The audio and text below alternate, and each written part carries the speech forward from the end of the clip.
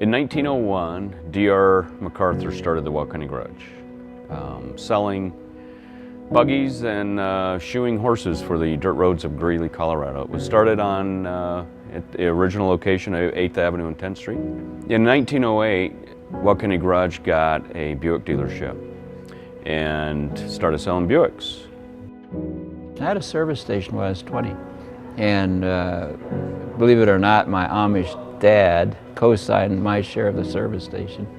My mom died when I was 27. My dad died 3 years later when I was 30. That was so traumatic for me that I just want to sell it.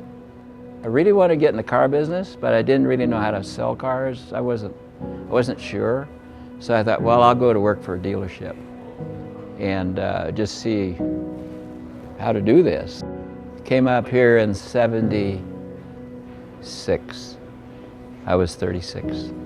You know, and I was looking for that guy that would give me a shot. And I found him, Everett Francis. Had the little Greeley Finance across the street. And him and John Shoup, they basically co-signed a note for $50,000. And that's how we got into the business at Weld County Garage. Weld County Garage started with about 35 employees when it was bought by my father and the partners in '82. We have currently, we're pressing right at 300 employees with the additional Subaru, Herbie's Auto Sales, which is now going through a name change, Abra, and Weld County Garage. We have had a ton of challenges, a ton of setbacks. There was times we were days from being out of business. In I think it was '87 or so, I just went to John. I said, I can't do this anymore. We got cars coming back.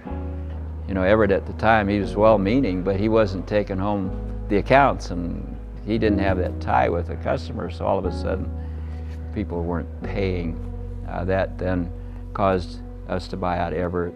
And for the next 4 years, literally didn't know from one day to the next if we'd be open. We had a deal with the Bank of Greeley. The first part of each month, if the accounts that were past 60 days old were $400,000 and we couldn't get that down to 100 by the 20th, that $400,000 would put us out of business. That went on for 4 years. That brought me to my knees every day, every day. Watching my dad in the business, the thing that I enjoyed the most was how interactive he was with the customers. And he got to know the customers really well.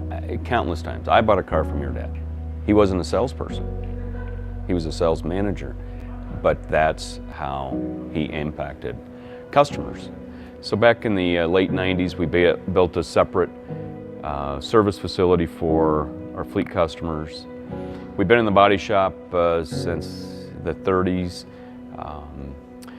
and about 10 years ago we became an Abra franchise.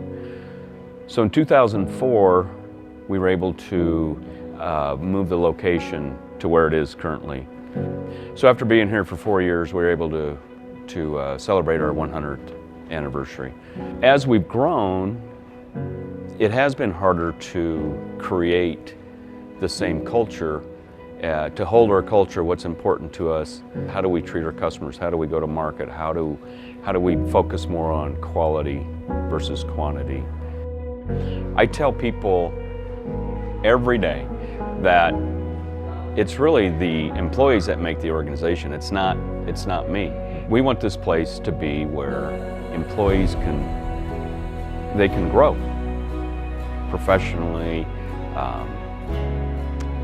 mentally, spiritually, financially. We want this to be a place that they can call their profession, something that it's their livelihood.